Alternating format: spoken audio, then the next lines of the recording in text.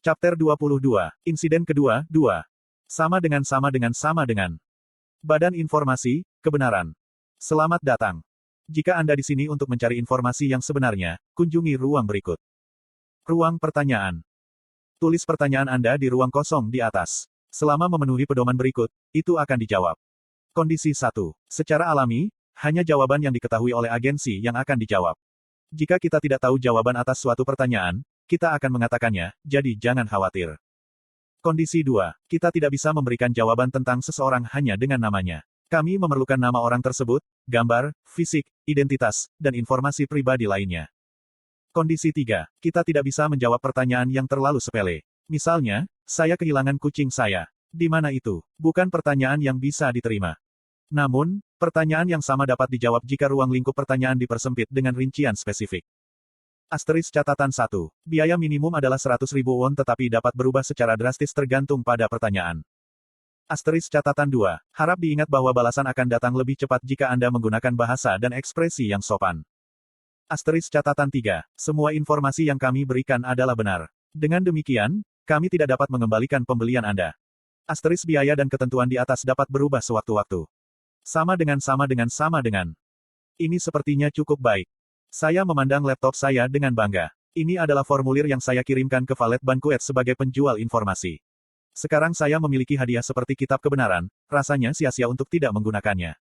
Untuk saat ini, saya memberinya nama muluk, Badan Kebenaran. Karena reputasi memainkan peran besar dalam Valet Banquet, saya tidak berharap untuk mendapatkan banyak pelanggan untuk memulai. Itu sempurna karena saya tidak berpikir kekuatan sihir saya akan bertahan lama. Tetapi dalam 2-3 tahun, nama Truth Agency pasti akan menyebar di antara para anggota, mulai dari ketertarikan kecil seperti, mengapa ini masih di sini? Atau, haruskah saya memberikan tes karena saya bosan? Karena saya akan memiliki 3 atau 4 garis stigma pada saat itu, saya juga tidak perlu khawatir kehabisan kekuatan sihir. Itu adalah investasi jangka panjang yang bebas risiko untuk masa depan. Jika berhasil, bagus. Jika tidak, itu juga baik-baik saja. Baik. Setelah melihat-lihat formulir sekali lagi, saya menekan tombol Apply for Seller. Sekarang, semuanya diurus. Satu-satunya yang tersisa untuk dilakukan adalah latihan harian saya. Saya menggeliat dan berdiri. Larut malam, Minggu.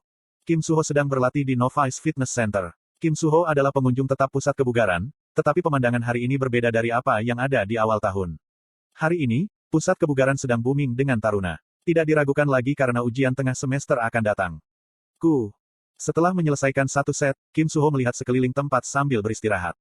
Jin Hanjun, Kim Horak, Shin Jong-hak, dan bahkan Yo Yeon-ha dan Rahel, yang merupakan pengunjung langka, ada di sana. Apakah kamu memeriksa gadis-gadis? Pada saat itu, rasa dingin yang tiba-tiba menyentuh wajahnya. Kim Suho menarik kepalanya karena terkejut. Hanya ada satu orang yang akan mengolok-oloknya. Kim Suho memelototinya. Yi Yong-han mengangkat bahu dan memberinya minuman. Jadi, apakah kamu? Tidak, aku hanya... Ya. Petik 2. Aku hanya berpikir itu pemandangan yang langka. Kim Suho menunjuk Rahel dengan dagunya. Yi Yong-han menatap Rahel dan mengangguk setuju. Kurasa kamu benar. Ini adalah pertama kalinya saya melihat seorang putri sejati bekerja di pusat kebugaran. Petik 2.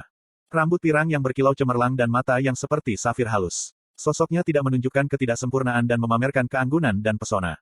Bahkan saat diselimuti keringat, dia tampak seperti keluar dari sebuah lukisan.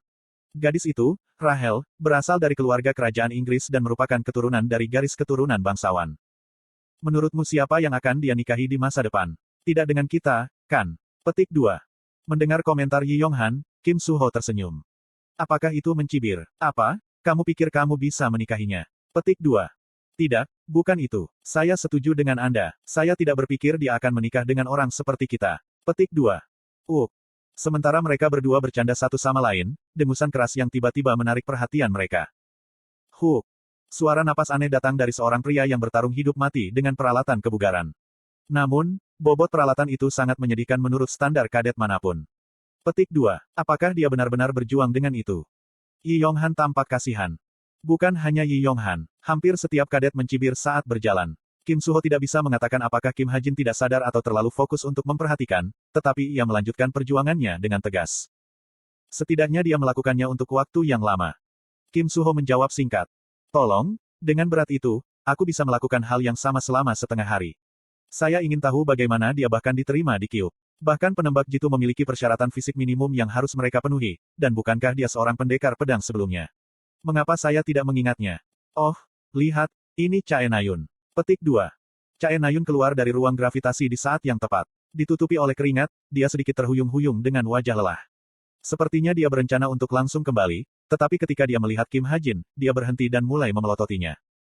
Jing, dua sinar laser melesat dari matanya. Apa yang dia lakukan? Mereka tidak benar-benar berhubungan baik. Kim Suho tersenyum pahit. Tes. Setelah memelototi Kim Ha-jin sebentar, Chae Nayun mendecakkan lidahnya dan berbalik. Pada saat yang sama, matanya bertemu Kim Suho. Dia mengeluarkan batuk kering seolah-olah dia malu dan berjalan ke arah mereka.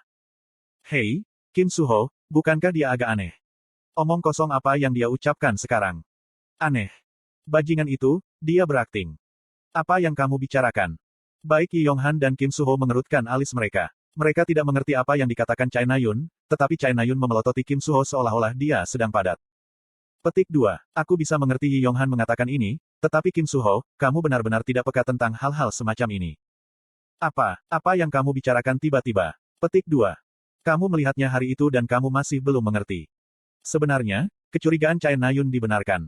Kekuatan sihir adalah salah satu kemampuan terpenting dari seorang pahlawan. Dalam hal itu, kekuatan sihir yang ditampilkan Kim Ha-jin selama insiden Seoul abnormal. Ledakan kekuatan sihir yang cukup kuat untuk mewarnai dunia putih untuk sesaat. Seorang pria dengan tingkat kekuatan sihir seperti itu berjuang untuk mengangkat beban kecil. Itu tidak masuk akal. Karena itu, Kim Ha-jin harus bertindak untuk alasan apapun.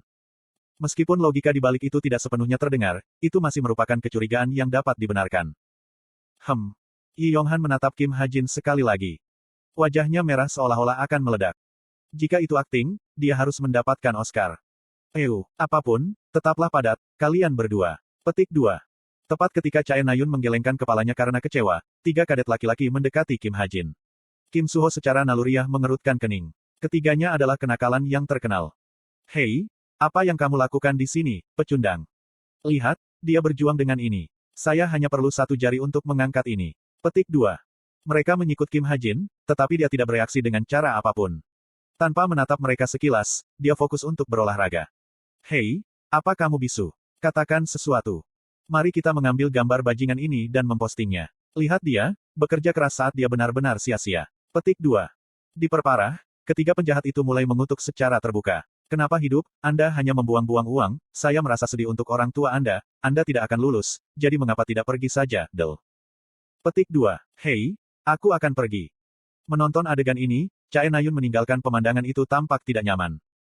Kim Suho bangkit, tidak mampu menahan diri, tetapi Yi Yonghan menghentikannya. Apa? Biarkan saja dia. Dari penampilannya, mereka adalah antek-antek Shin Jong-hak. Tidak ada yang baik dari pertempuran melawan mereka. Tetapi tetap saja. Plus.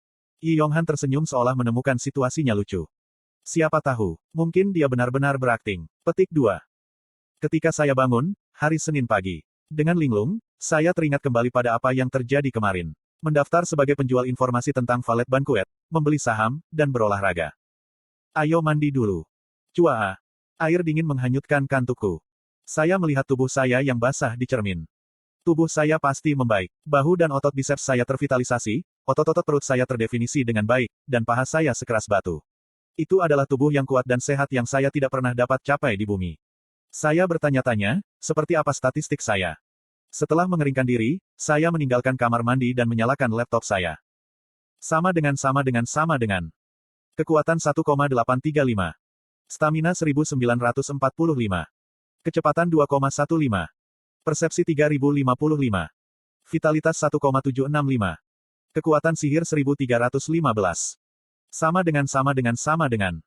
Seperti yang diharapkan, saya telah tumbuh banyak. Tentu saja, itu masih pada tingkat seorang pria yang rajin berolahraga, tetapi pada tingkat ini, tidak akan lama sampai saya bisa mengambil aether dari Gunung Gari. Lagi pula, hadiah nyata dari Gari Mountain Dungeon bukanlah hadiah penyelesaian, tapi hadiah panggung tersembunyi. Wiying. Saya menyalakan jam tangan pintar saya sebelum pergi ke kelas dan langsung disambut oleh pesan anonim. Memperlambat. Hei, pengecut, bersiap-siaplah untuk mematahkan tulang punggungmu di ujian tempur yang akan datang. Saya akan menonaktifkan Anda dan orang-orang ini lagi. Sepertinya saya adalah target bullying. Saya punya ide siapa penghasutnya, tetapi saya tidak bisa memastikan. Tapi tentu saja, sesuatu pada level ini tidak cukup untuk merusak pikiranku yang berusia 26 tahun. Bagaimanapun, saya menderita melalui dinas militer Korea. Seperti kata pepatah, hanya anak-anak yang menjadi anak-anak. Setelah memblokir dua orang bodoh yang mengirim saya pesan, saya berjalan keluar. Tetapi ada kata-kata yang tertulis di papan nama di luar pintu saya. Retard, loser, pushover. Ada satu lagi tapi tulisan tangannya terlalu buruk untuk aku kenali. Mereka tampaknya telah diukir dengan kekuatan sihir untuk menghindari terdeteksi oleh CCTV. Untuk saat ini, saya benar-benar tidak bisa berbuat apa-apa. Karena kelas akan dimulai dalam 10 menit, aku harus bergegas sebelum terlambat. Saya membuka pintu ruang kelas. Oh, kamu di sini, pecundang. Segera, beberapa anak yang bahkan saya tidak tahu nama memukul kepalaku. Saya mulai agak kesal. Tentu, itu hanya anak-anak yang menjadi anak-anak, tetapi saya memastikan untuk mengingat wajah mereka. Lelucon pada Anda, semakin Anda menggertak saya, semakin banyak SP saya meningkat. Apa, kamu marah? Saya tidak menanggapi. Kim Hyukso. Saya menghafal namanya dan mengabaikannya. Aku berjalan melewati beberapa kadet yang mengejek lagi dan duduk di kursi yang biasanya. Pada saat itu, mataku bertemu Chae Nayun. Tapi dia tidak menunjukkan permusuhan yang sama seperti sebelumnya. Dia menatapku agak pahit sebelum berbalik. Hei teman-teman, hasil ujian keluar untuk analisis fenomena alam. Pada saat itu, Yi Yonghan berjalan dengan segulung-gulungan besar. Kyuup masih punya kebiasaan tradisional. Hasil setiap ujian tertulis, baik kecil atau besar, diposting secara publik di poster besar. Yi Yonghan memasang poster sementara taruna lainnya mengerang. Hasilnya seperti itu. Peringkat 1, Kim Hajin. Peringkat 2, Rahel. Jepret. Suara yang mirip dengan sumpit yang patah setengah terdengar. Aku mengintip ke belakang. Dua bagian pulpen terguling di atas meja. Di sebelah mereka adalah pemilik pena yang diduga, Rahel, yang menatap hasil ujian dengan linglung.